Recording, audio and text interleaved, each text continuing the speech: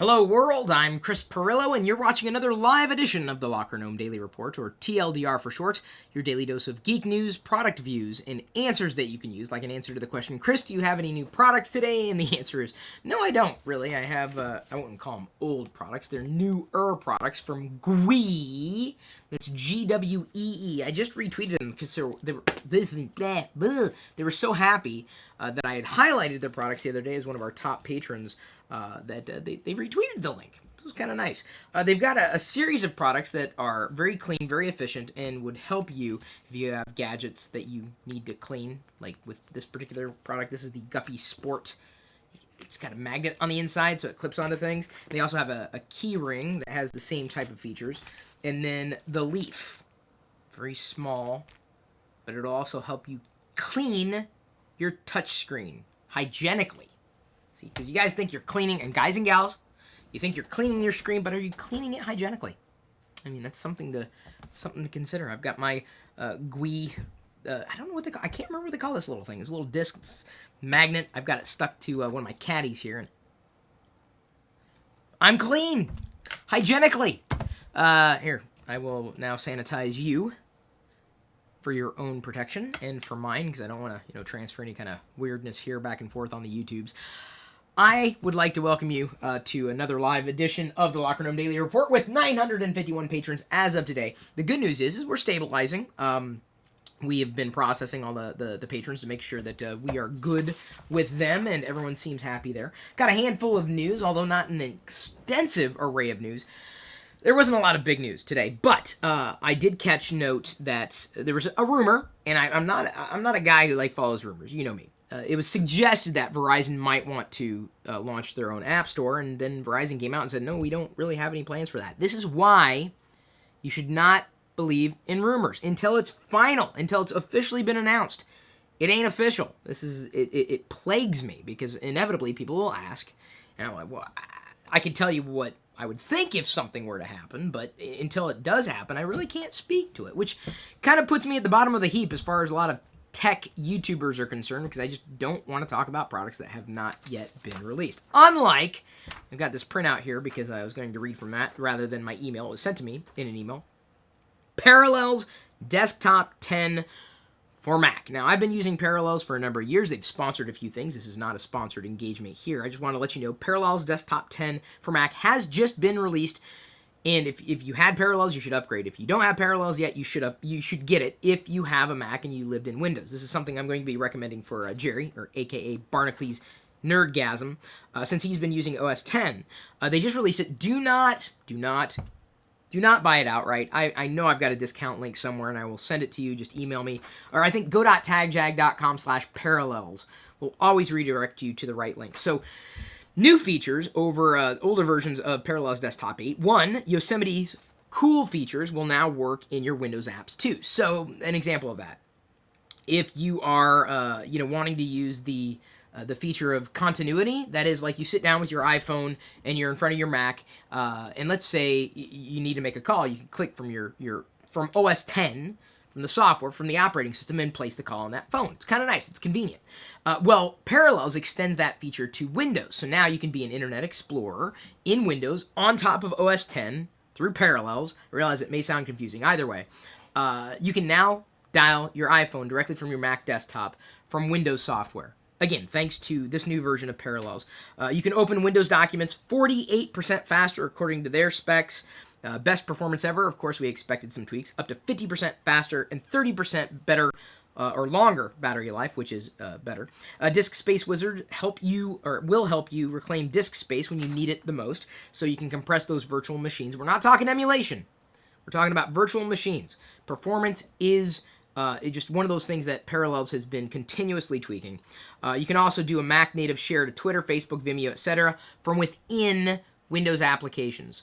Then the last note that they had mentioned specifically in terms of the Parallels Desktop 10 for Mac, iCloud, Dropbox, Google Drive, and OneDrive integration from within Windows. So if you're running Windows and you love Windows and you don't want to switch from Windows, but you want to try a Mac and you don't want to leave Windows, Parallels is your the best way to move forward, because you can have 2-in-1, which Now, I got to tell you this, too. If you're new to OS X, I wouldn't necessarily recommend it outright, because some of the features that they integrate are very, very handy, very useful. But the problem is you kind of got to get to know what OS X can do. You already know what Windows can do. Parallels will help make it easier for you to use OS X and Windows seamlessly, including a cool feature that I saw demonstrated where you'll be on the desktop, and on the Mac desktop, OS X, that's how you say it, OS X, not OS X. I know some of you new Mac users don't know that yet, but you can click a button, and then the start menu that pulls up in Windows with the the icons, the new, not start menu, sorry,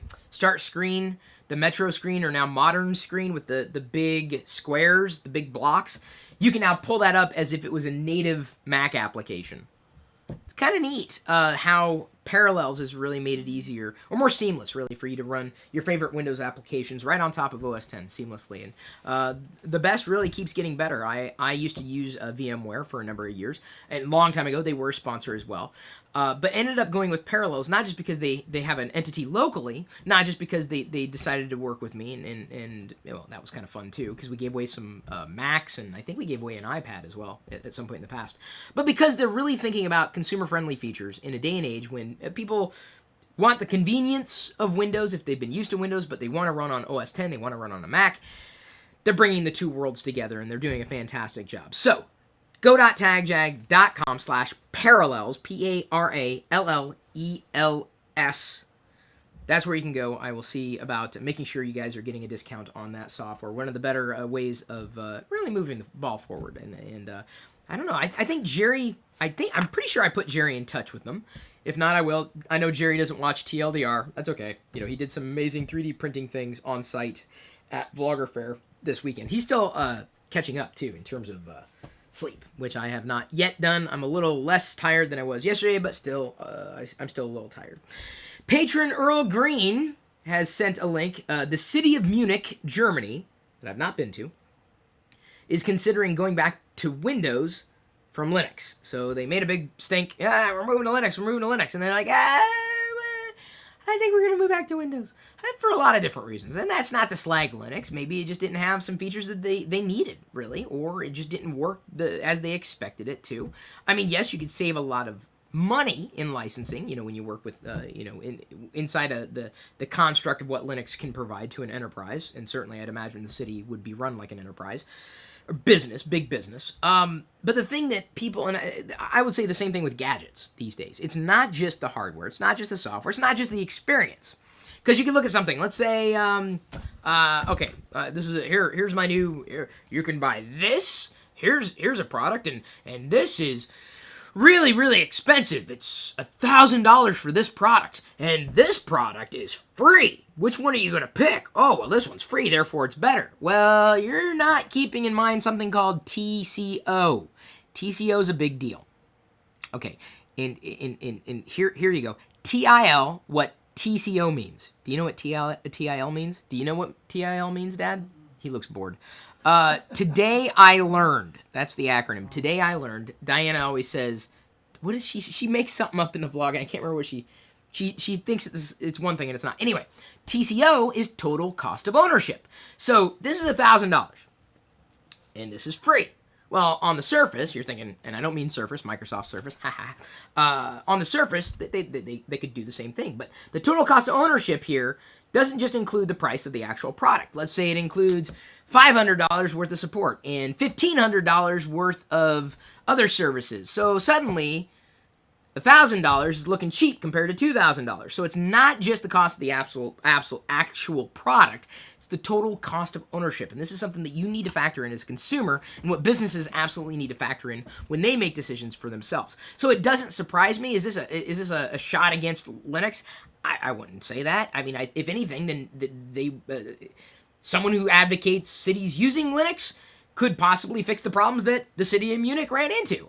I got no problem with this. I would make I'd call as much attention to this particular headline if the city of Munich, Germany was switching from Windows to Linux, but they're going the opposite way. Or they're going back to Windows, really. So you just got to keep that in mind when it comes to this kind of information. And you really, honestly, the Linux community is fantastic. And if anybody can change it, it ain't the city of Munich that's going to necessarily change it. I think they're looking for more. They're looking for something different. And the beautiful thing about the Linux ecosystem and the Linux community is that the people who are in the know have the power to make things better. That's the beauty of Linux. It's one of the reasons why you will rarely hear me slagging it. Okay, like slagging it like, trying to compare it to something else. I slag everything. I will be honest. I slag everything. And anybody who doesn't realize that has obviously not paid attention to the things that I do for very long. Because I tend to, as an Italian, I pick on things and, get mad at them and scream and use my hands a lot. So that was pretty much, I think that was my experience with Windows for the first time, but I was younger, so I didn't really know. I didn't have bodily control. I remember looking at OS X for the first time thinking, well, this isn't Windows, and then I realized, if I don't treat it like Windows, then maybe I'll get along with it. And the first time I really tried a desktop Linux was a Knoppix distribution on a CD-ROM. It was pretty cool. I mean, you could do that today, these live distros, but back in the day, it was so novel. It was pretty neat. So, that's another value of Parallels. You can install Ubuntu desktop right from within Parallels. One-click install Linux on the desktop on OS X. So if you want to try Linux on the desktop, you can. You can even try, I want to say they've got a one-click install for Android as well in Parallels. I keep going back to Parallels. To me, that's big news because I know a greater part of my community, they're either on OS X or they're on Windows and they want to try OS X or they want to try a Mac. And I'm looking for solutions that are going to help everybody. So thank you, Patron Earl Green. Now I need to remind everybody that we still have the Google Play giveaway on deals.lockergnome.com. Yeah, I don't know what you're waiting for. Honestly, I really do not know what you're waiting for. Deals.lockergnome.com. We're surfacing these deals for you. And okay, fine. You don't want free stuff from Google Play? Okay. I don't care. Everybody else will, but if you don't, okay, it's not your thing. I get that. I feel you there. I'm not gonna push you into it. I will encourage you to get the two. I'm charging my phone. I'm not gonna do it right now. I'm so glad I've been doing this for so long. The go.tagjag.com/free points and go.tagjag.com/free apps. Those two apps are my leading apps for earning Amazon gift cards and PayPal and other gift cards and stuff. I used a $500 Amazon gift card today after earning it. You guys can as well, guys and gals. iOS, Android, US, UK, Canada, and many other countries. We have to buy baby stuff. We bought some baby stuff. So I'm talking about Amazon anyway. We signed up for something called Amazon Mom, which I'm not a mom, but I gotta sign up. And so the cool thing was we had some things in our baby registry, like a high chair and a crib and what else? A rocking chair and a handful of other big items. And Diana actually, she went through and ordered them because we need them. The baby's going to be here, I'm not going to say any minute, but could happen any day. So if TLDR goes dark for a day, you'll know. Just check social. Like, Chris, why didn't you do TLDR this week? I'm like, because I told you, Diana is pregnant, and she is the priority. I hate to say that even for patrons. You got to know that. I mean, the baby, number one. Family, number one. Everybody else, that's just the way it goes. And I would say the same thing to you. Your family should come first. I'm your family, but I'm more like your extended family. I'm like your crazy uncle, which makes my dad the crazy great uncle. Something like that. We have a lot of... You're my virtue. Everyone out there, you're now official. I dub thee all you know me's. That's it. I did hit the mic, sorry. All you know me's, that's everybody who's watching. You are officially bestowed the title of, what did I call them? Virtual aunts and uncles in the vlog? Something like that? Can't remember what I said. Hell, I can't even remember what I ate. So, I'm getting older. I'm going to be the crazy great uncle at some point in the future, too. Anyway, I exchanged pretty much all these gift cards that I've been earning for free for a lot of the stuff we need for the baby. So, I'm very grateful to have been doing that all this time. And so Amazon Mom, this product, this service, we love Prime. We use Prime all the time, with a whole bunch of bonuses. But what they offer with new Amazon Mom subscribers is a 15% discount on top of all the savings. So we saved hundreds of dollars on stuff that we needed to get anyway. So we saved a lot of money today, and we needed to do it. That's Amazon Mom. It is a must. I think we were going to get all the diapers through that service unless they're cheaper locally and we do the math and everything. But now the gift cards are going to diapers. All that is going to poop, or the holding of poop. We're not going to bronze any diapers with first poop. I guess people do that. people do weird things. I mean, as opposed to the things that I'm doing. I plan on. I told Diana that when I die, she has to send some of my ashes into one of those places. They'll take your ashes and they'll compress it into a gem. And so I want to be passed on for generations to come as this thing, so I can creep out like my great something. Like I can haunt them for generations. Like I'll be the diamond, or I'll get up in the middle of the night. Don't bother me. I'm just going to get the beer in the fridge. Diamonds don't talk. I'd be dead. But the spirit, anyway, you gotta check it out. You can compress your ashes into a gem. I think it doesn't sound crazy to me. It sounds like, well, it's better than being worm food. I don't want to feed worms. It's not what I want to do. Patron Earl Green also said, hopefully everyone's with me here. I know we got a lot of parents, a lot of kids out there. He's telling you how to save discounts and stuff. This is my life now. Patron Earl Green also sent this information. This is kind of fun. Especially if this is something that interests you as a geek. As I run through the list of patrons to give credit, this should be updated for this month. There is a zombie survival school in Canada. Apparently, the people go camping and they go to it's surviving a zombie school.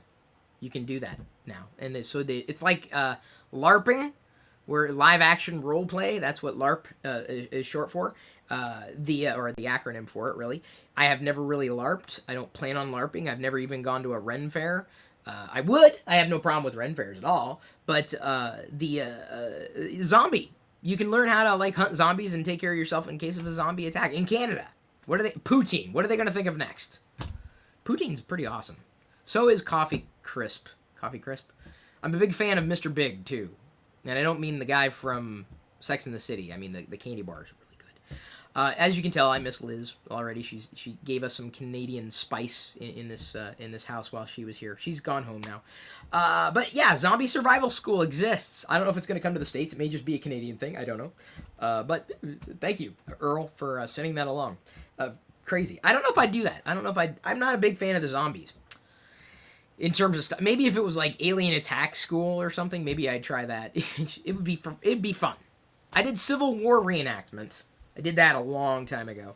That was interesting, fascinating. I don't think I'd do it again. I'd do it once just to say, oh, I did it, and then I'd move on with life. By way of Patron Earl Green again, this is kind of fascinating to me. Sony says if they don't understand, this is for real. This is an article on Ars Technica, which is like the definitive resource for just about anything tech related. Sony doesn't understand why so many people are buying PS4s. They're selling so well. They're like, we do not know why they're selling so well. They're selling amazingly well. Why? They created a product that worked so well that people wanted, but they can't figure out why. And I think that's both a good and a bad problem to have. It's a good problem to have because obviously they're selling well, but it's a bad problem to have because they don't know what the consumers want, which, should scare you, right? Or like, Sony, you gave us what we want. Can you give us more of what we want? Well, if Sony doesn't even know why you're buying the PS4, this is what Sony's saying. Where are they going to go from here? What more did you want in a PS4? Or, more than anything, why did you go with a PS4? I mean, was it that the PS3 was long in the tooth? Was it that the Xbox One was too expensive? Was it that you had all these old PlayStation games? What was it? What was it that drove you to the Sony PlayStation 4? I could ask my brother Adam, and I think Ben got a PS4 too, although his broke. So I don't think he bought it because it broke. He sent it in. And they're getting him another one? Yeah. Yeah, so Adam liked the PS4. I don't think his broke, but Ben's broke. So Sony doesn't know. And if Sony doesn't know, you better tell them. Better tell them because they may make the next thing worse. They may release what is it? Killzone? Is that the Sony version of Halo? Not a gamer, at least at this point in time. I don't even Minecraft yet. Thinking about it. Trying to figure out how to get started with it. Might do a collaboration with Basher and his friends, including Sky. I met all of them at Vlogger Fair earlier this weekend. It was kind of fun. Okay, this is not really. I don't know if it's really news, but it's kind of been floating about. Twitter, if you're not aware, kind of surfaces more than just the tweets from people that you follow and retweets. They'll also start inserting not just ads, but also favorites. So if you're following me and I favorite a tweet, which I don't do all that often, it might show up in your timeline. I actually like it when the people I follow retweet, because that leads me to find other people. So I don't know if I would mind as much if people favorited on Twitter and I saw that in the timeline. I use TweetDeck because it's very easy to manage and organize different columns. My favorite column in TweetDeck, I think, is called Activity. Activity! No, that's not the yogurt. It sounds like the yogurt, though. So I like it because it gives me a chance to explore content that otherwise I wouldn't have necessarily surfaced. And my dad and mom, they're staying with us right now, after Vlogger Fair and potentially through the birth of the baby. Dad said, well, didn't you watch the news? And I'm like, I have Twitter. What more do I need? And he says, well, I gotta watch it, gotta make sure he's sitting right here. I gotta watch the news, otherwise I gotta know the world's gonna end. I say, here, I'll give you the news report in 5 seconds. So I opened the back door, I said, the world's still here and it's pretty chilly. So, and I even could give him a traffic report too. Like, traffic's flowing fine. That's all you need. Twitter is the news stream. Facebook, I go to Facebook now if I want to be entertained, honestly, because it turns into video book. I'm like, video, political view, video. Why am I still friends with this person? Why am I still friends with this person? Why am I still friends with this person? Video. That's Facebook now. That's my Facebook experience. I can't be wrong. Well, because it's my experience. Your experience might be different. Brian Bragg does confirm Killzone is basically the Halo for Sony. Okay, I'm glad I got that one right. Ryan Bragg also says, trust me, Chris, as uncle, you will love being a father.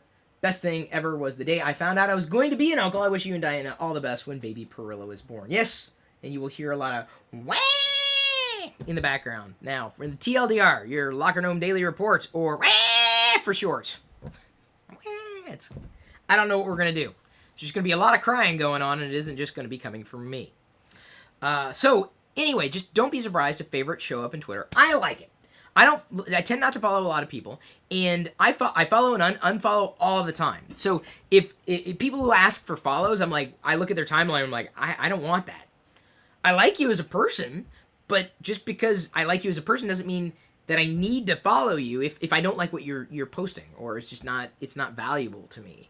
And I mean, like Twitter, you would want to be valuable to you, I'd assume. I want Twitter to be valuable to me as well. So, I've crafted and continue to craft the experience. Every once in a while, someone will tweet something like, did I follow this person, really? I don't know who this person is. Twitter does some weird stuff at times. So anyway, watch out. Your timeline is more than just tweets and retweets from people you follow. Vine has not updated on my phone yet, but now you can import existing videos from the camera roll, and then there are new editing features coming along as well. I don't Vine a lot. I might Vine more because I haven't really found a direction for the Vine. I may do some Vines with the baby. But I most of the video that I might do, goes into the vlog at this time. Every once in a while, I'll record a short video for Instagram, and I might cross post it to Vine. I don't do a lot of comedy pieces, or if I do a small joke, a funny thing, that usually will go into the vlog as a greater experience rather than just a simple 7-second video. Yeah, 7-second video, right? Like that's super easy for me to do. A 7-minute video, maybe. Blah blah blah blah blah blah blah blah. So look out for the update to Vine. Also, there's an update coming to the YouTube app. I got that. It just like minor bug fixes for crashes for the YouTube app. Oh, this is news that might be good for Dad. NFL Now is finally available on the Apple TV. Now, it's been available on a lot of those other types of boxes for a while. It's just new to Apple TV. And it's a step in the right direction.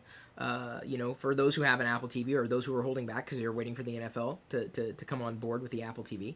Apple TV, has always been a great buy even before some of the later software revisions, if only for AirPlay.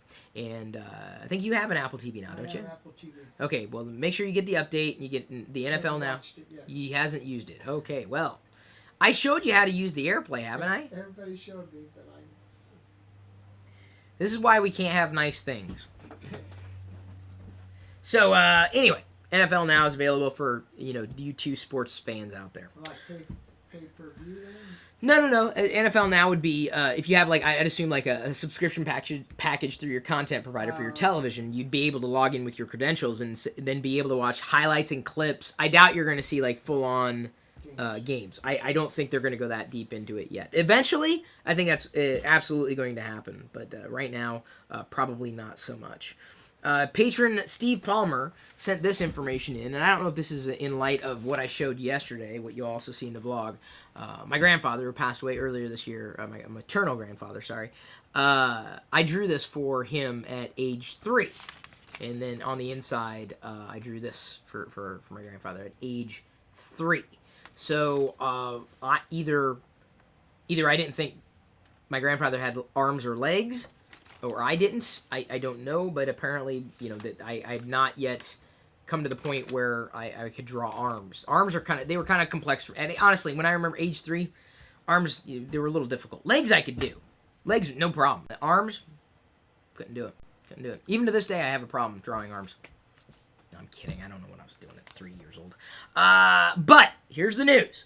A child's drawing by age 4 predicts later intelligence. This comes in from the BBC. So, people have asked, well, are you going to encourage your child? Are you going to give them iPad apps or tablet apps or phone apps? I think there's a value in having something physical that can be shared and stored and kept forever. This, if this was on an iPad, it just wouldn't have the same sentimental value. If it was on a tablet, it wouldn't mean the same thing. So, we will absolutely be encouraging the child or our children, eventually, theoretically, to draw. This is the plan, and hopefully they will be spurred along and want to learn and to take all this information in, all the knowledge in, and be creative in the process. I would hope that being surrounded by people who value education, and the child will be as intelligent as ever, as anything. I would hope to also encourage music too. If only because music's a big part of everybody's lives. I don't think that's going to go away anytime soon. I tried playing the piano for a while. It's really the only instrument that I did try, and it was fun, but I never caught on. I never did anything in the musical realm whatsoever, and that's something that maybe we might encourage the child to figure out how to make that happen. I think creativity is the pinnacle of intelligence. That's me. Today, in the Q&A with you and me, now that we're winding down, if anybody who's watching this stream live has any questions, feel free to ask the question. I will address it here, or do my best to address it before closing out this live stream. Checking to make sure everything is good. Come on. There we go. Does technology affect kids negatively? And there have been studies about this, and I believe John Whitaker asked me this question. He's another patron whose daughter apparently watches our vlogs as well, which is kind of neat. We're a family affair that way. There have been studies suggesting that it does affect kids negatively. I grew up in a time where TV was certainly there. We still owned, I guess, black and white TV. So I grew up, I guess, in a television generation, in the 70s, and certainly could never imagine anything like what we have today. I'm going to be keeping that in mind as, even though our family is going to have technology around it and we'll use technology, I think we have to be very careful about how the child is not just introduced to technology, but what role it plays in the child's life. And I don't think it would necessarily make a great babysitter as much as other people might. And I'm not making judgment calls. If you want to let your toddler play with the smartphone or a tablet, hours on end, it's your prerogative. I don't know if I'd necessarily go that far. Coloring books are a great creative outlet. Activity books are a great creative outlet, and they don't crash. There's no battery life, and you've got something to show for it. That's some physical piece of material at the end of the day. So, like I said, there have been studies, and I'm not the only one to say this, but between 0 to 2, just a little a teaser, from 0 to 2, apparently you don't want to introduce any technology to the child. It could lead to behavioral problems. This is the studies. This is what they're saying in the future. Behavioral problems, including not being able to pay attention to anything, which is a problem for me to begin with. Maybe that's why. Maybe I watched too much TV when I was a kid. I can't pay attention to anything. Hey, I can get through a half hour talking without breathing. It's got to mean something. So the last comment I see here is from Don Heller. Hey, how's Val doing, Don? Hopefully well. He says, wish people would stop following me. I only retweet things to not bother my followers, only informative things. Otherwise, I like so many tweets. And I think that's the bottom line with social.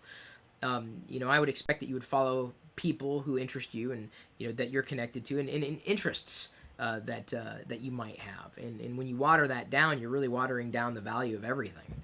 for your experience, and you know, it's something that I've come to the conclusion in doing as much as I do in social. I'm very, very careful about that. Twitter, I'm pretty guarded about because it's a great resource, and I catch a lot of news that I'll never comment on, but I read about it. Like anything that's political, very rarely will you hear me. Sometimes I will. Sometimes I'll step forward if I feel confident about my belief, but rarely will you hear me comment on certain situations. Inevitably, because two reasons. One, I don't know everything about certain situations, and number two, because inevitably, no matter which stance I take, I'm wrong. Like you can't. People, when you've got a divisive subject, you've got to pick a side. Well, if I don't have to pick a side, I'm going to keep my thoughts to myself. I don't feel like I need to share everything, especially if it's a very stressful situation. I'm like, I got some thoughts, but I don't know the whole situation, and let's keep my fingers crossed that it turns out the way I hope it turns out, but I'm not going to talk about it. So someone kind of slagged me on social yesterday, say, oh, I like, the latest stuff that you talk about, but why don't you comment on this situation? Well, because I don't know a lot about that situation. I know enough, but I don't know enough. So if I come out and I say something that I believe and I'm wrong, quote unquote, doesn't matter what I say. I'm wrong. Because I'm going to take a stance on something that's a divisive issue. So inevitably, I don't want to upset more people. They're going to be upset anyway. I'm going to upset people on this side, or I'm going to upset people on this side. Like, this is what I tweeted this last night. Now, let me pull it up here.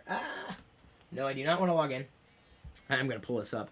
I tweeted this last night. Diana retweeted it. She finally understood. I'm going to leave this is going to be the last thing I'm going to show in the broadcast today. It's like I feel like anything I say online, I have to, it's like I want to attach this animated GIF with it. Here we go. She understood it. She really got it as soon as I pulled this up here.